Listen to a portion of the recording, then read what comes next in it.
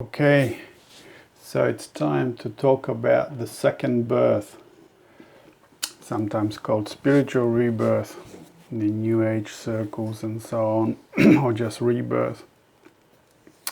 Now, what I mean by the second birth, your first birth is your physical birth into this life through your mother. Then your parents look after you till about 20, 21, 22, depends on how long you stay at home, and then off you go and make your own way, in society, get a job and so on, maybe start a family. Then society starts to look after you, you see? So that's you could say this is your second parent, if you like, society. And a lot of people, most people keep going like that for the rest of their life. They don't change. They stay within the bounds of society, and this is, being, you could say, in the childhood to authority of society. You never mature. But there are some, perhaps the best of some, who actually experience the second birth. And the second birth is when you are born out of the childhood to authority in society into maturity of your own inner guidance, the authority that comes from within you. And then you begin the process of living your own life, or we should say, a life which is dictated to you from within, by spirit, by soul, rather than put on top of you by authorities outside of you. Okay? So I'll read you what I wrote a little bit, and then I'll give you examples of people, or even in the movies, of this really important second birth, of being born out of childhood to authority in society, and being born into maturity of living from your own inner findings. So this is what I wrote some years ago. When half of your energy flows towards your visible mental ego, and the other half towards its invisible source, divine soul, the two are reunited and made one. Rapture comes, the wall of time opens, and there is no need to push the river. It happens intuitively. Soul flows and speaks from itself, from within you. And this is a resurrection. There's another word for it, a resurrection, yeah?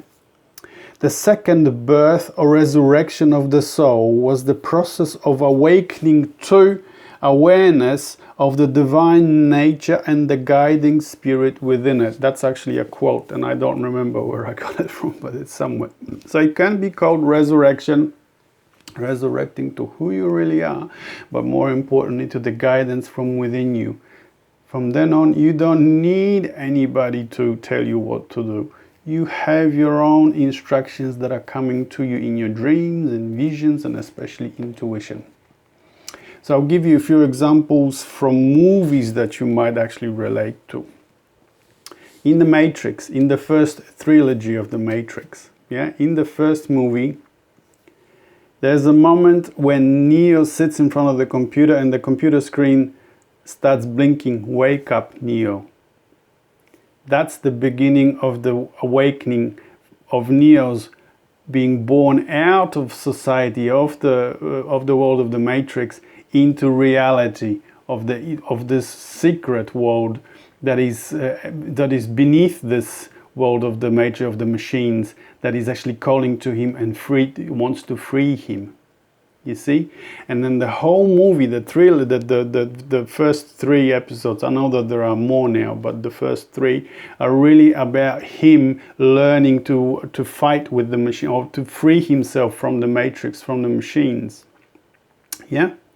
And there's a final scene in the third movie when he finally wins the war against the machine. And the machine is society. The machine is the robot-like existence that is put on us, the programming that we are supposed to take without any question. And we become really like those machines, you know, like AI. Nothing is, you don't make your own decisions, decisions are made for you, and you just live your life like that. But in the third installment of this movie, in the third movie, there's a final scene. Neo has lost his eyesight.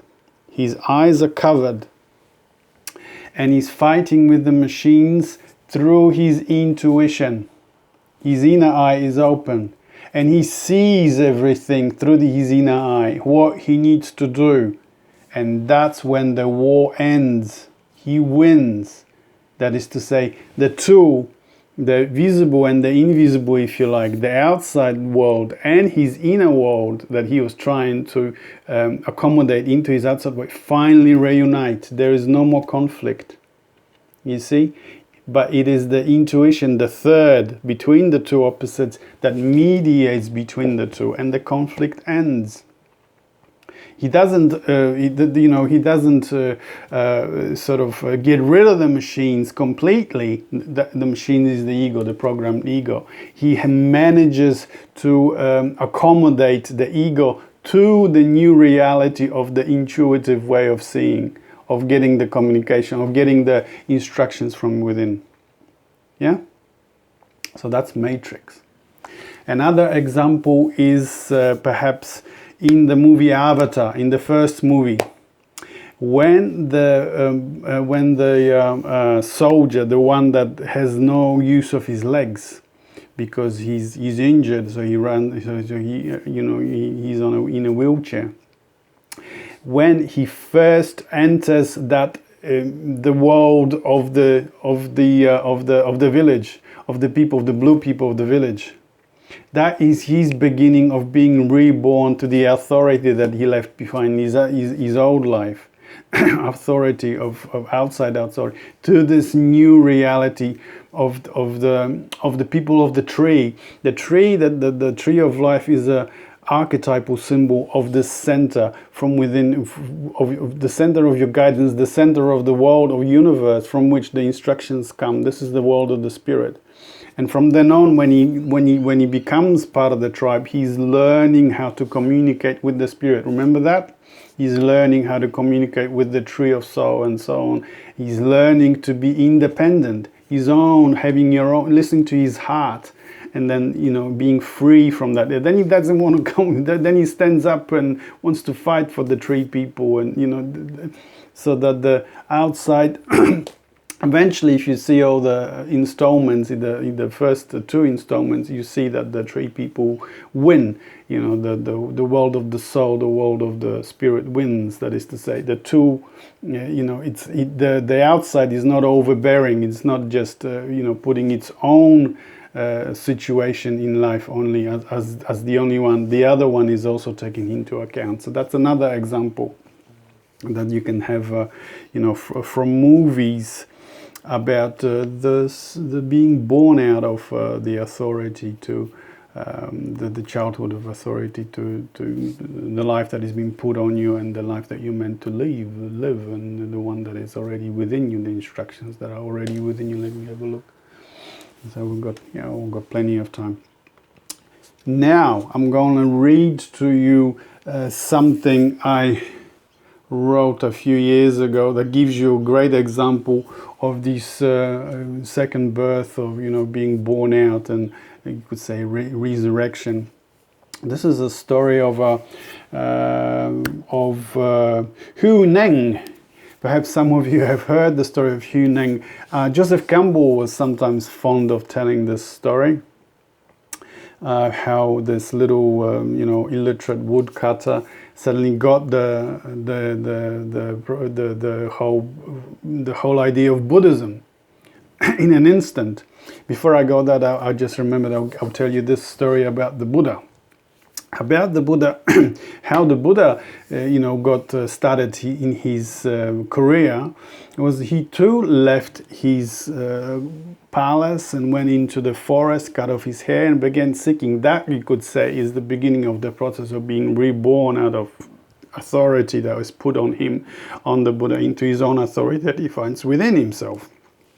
And eventually he finds that authority by sitting under the Bodhi tree. And he has his enlightenment. He fights off the demon Mara, the three instincts, of lust and fear and duty. His inner eye opens and he sees his own life beyond lives and in the interconnectedness of everything. From then on, he has these instructions from within. He doesn't need anyone to tell him anything. It was very difficult for him to take to decide to be a teacher, because he thought that this is impossible for me to teach to anybody. It's so difficult, and it is. People still don't understand Buddhism. In one of the sermons, one of the famous sermons, is the flower sermon, when he was expected to give a big teaching to his students. And there he came, and the students, his disciples are sitting around him, and all he does is lifts as a flower. Yeah? Only one of the students got the message. The rest needed to be given a lecture. Why was it the only one? Because by lifting a flower, what was he saying by lifting a flower? A flower doesn't need to Google how to bloom. It doesn't need to ask the next door flower, how to grow. It does it from itself, from his own consciousness, from his own spirit, from his own, knowing what to do. It doesn't need outside authority. So that's the story of the Buddha. Okay, now we'll go into the story of, I always forget his name, Hui-Neng. Okay, so one such wonderful example of learning through the feminine, mystical, sudden insight is the story of Hui-Neng. Here I mean intuition. Who was an illiterate woodcutter, we are told. His mother was a widow whom he supported by delivering wood. And he was standing one day at the door of a private home, waiting for an order, when he overheard someone inside intoning the verses of a Mahayana scripture called the Diamond Cutter. Wake the mind is what he heard, not fixing it anywhere, and immediately illuminated he was overcome. He got it intuitively. There was no need for any lectures. He got it. That's it. He got out of his own way and he got the instructions from within intuitively. So there he goes. Desiring to improve his understanding, Hui-Neng then made his way to a monastery, the monastery of the Yellow Plum, okay, where the old abbot of the Yellow Plum, where the old abbot Hui-Neng, who was the leading Zen master of the period, seized up the illiterate youth and assigned him to the kitchen. Where else is he going to put him? And not realizing that this guy is he's illuminated. He's the Buddha. To the kitchen. 8 months later, realizing that time has arrived for him to fix upon a successor, the abbot announced that one of the monks who could summarize best in a single stanza the essence of Buddhism teaching would be given the abbot's robe, a begging bowl with symbols of the highest office. So he's, abbot's getting old. How are we going to put that? Abbot's getting old, and he needs someone to replace him. There were some of the 100 monks to complete, and among them one extraordinarily gifted whom all expected to win. His name was Shen Shi, and indeed there were his 4 lines that were selected and formally inscribed on the wall by the door of the refectory. The body is the Bodhi tree, the mind a mind bright. Take care to wipe them always clean, lest dust on them alight. That was the favorite student. He knew all the sutras, he knew all the scriptures. The idea here is that as essence of Buddhism was diligent purification. Okay. So that was the student. The illiterate kitchen boy, however, having learned of the competition, asked a friend that night to read to him the poem inscribed there on the wall, and when he heard, begged to have the following set beside it. And this is what the illiterate boy says. The body is not Bodhi tree, the mind is no mirror bright, since nothing at the root exists, on what dust alight? That's it. You know, he wiped his mind clean. Something else is now coming through. The abbot, next morning, hearing the excited talk of the monks, came down, stood a while before the anonymous poem, took his slipper and angrily erased it. But he had correctly presumed the author, and sending that night for the kitchen boy, presented him with the robe and bowl. "Here, my son," he said, "here are the insignia of the office. Now depart, run away, disappear." Why was he telling him to go away? To the boy that got the essence of Buddhism. Why did he tell him to go away? Because if you have someone who has gone through the second birth, who gets the instructions no longer put on him from outside, from the abbot, from the institution of religion of Buddhism, from the scripture, but from himself, is a danger to the institution, to the religion of Buddhism. The monastery is not necessary. The abbot is out of the job. All the monks are out of the job. This is way too early for most of the monks, or all the monks in the monastery. This guy is dangerous. So you got to get rid of him. You know, that's what we've been doing as a society, in Western society, for centuries. So what we did to Jesus. He was trying to do exactly the same thing. He was resurrected. Remember resurrection? Easter was celebrated every year. And then what did he do? When he taught, Jesus had two modes of teaching. The public teaching, he taught in parables because people didn't understand what he's teaching, because he knew his life would be in danger. And then he taught the private teaching, which is now called gnosis. He was telling people exactly this. You are already divine. Look within you. All the answers are already within yourself. Yeah? Al-Hallaj was killed exactly for the same reason. Giordano Bruno is killed. The 5 centuries of killing of witches, because the witches had their own means of communicating with the deity. They didn't need the church. That's what really was dangerous to the church. If you don't need the church, the whole thing falls apart. So where's my position in the church? Where's the money that I earn from that position? Where's the prestige? Where's my class in society? All that collapses if you have people that are teaching you to be born out of yourself. Look within yourself. That's why they murdered, women that had their own connection to the deity. For 5 centuries they were murdered. These days you get cancelled. Ask me how I know. Ask me how I know. I've been doing this work a long time. Most of my books, all my books, I have to publish myself, self-publish. No one is going to touch them about what I write, especially this one, Where We Dream the Single Dream. It's a big book. I wrote that with the help of a friend to edit my book. And no one wanted to touch it. Anyway, so that's what I wanted. We're running out of time. So that's what I wanted to talk to you today. The second birth, very important topic. And I'll see you on the next one. Bye.